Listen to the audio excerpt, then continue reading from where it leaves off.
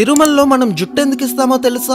మొట్టమొదట వెంకటేశ్వర స్వామి ఒక చీమల పుట్టలో ఉండేటప్పుడు బ్రహ్మదేవుడు ఒక ఆవు రూపం దాల్చి రోజు ఆ చీమల పుట్ట దగ్గరికి వచ్చి పాలిచ్చేవాడు. అది గమనించిన ఆవుల కాపరి ఈ ఆవు మీదకి తన గొడ్డల్ని విసురుతాడు. అప్పుడు వెంకటేశ్వర స్వామి ఆ ఆవుకి అడ్డంగా నిలబడతాడు. దాంతో ఆ గొడ్డలి వెంకటేశ్వర స్వామి తలకి తగిలి రక్తం కారి దెబ్బ తగులుతుంది. కొన్నాళ్ళకి ఆ దెబ్బ అయితే తగ్గిపోతుంది, కానీ అక్కడ వెంట్రుకలు మాత్రం రావు. ఒకసారి వెంకటేశ్వరుడు కొండ మీద పడుకొని ఉండగా ఆకాశ మార్గంలో వెళ్తున్న నీలాదేవి అనే ఒక గంధర్వ కన్య వెంకటేశ్వరుని చూచి కిందకి వస్తుంది. తలకి తగిలిన దెబ్బని చూసి ఎంతో బాధతో తన తల నుంచి కొన్ని వెంట్రుకలను తెంపి వెంకటేశ్వరునికి ఇస్తుంది. అప్పుడు వెంకటేశ్వరుడు ఇలా చెప్తాడు, నా అందం కోసం నీ అందాన్ని పాడు చేసుకున్నావు కదా, కలియుగంలో కొండ మీదకి వచ్చిన నా భక్తులు తమ జుట్టుని ఇచ్చే సంప్రదాయం మొదలవుతుంది. ఆ జుట్టు యొక్క శక్తి అంతా వేరే భూలోకంలో ఉండే నీకు దక్కుతుంది అని చెప్తారు. ఇంతకీ మనం తిరుమలలో ఇచ్చే మన జుట్టుని ఏం చేస్తారో తెలిస్తే కామెంట్ చేయండి. ఒకవేళ తెలియకపోతే గోవిందా గోవిందా అని కామెంట్ చేయండి.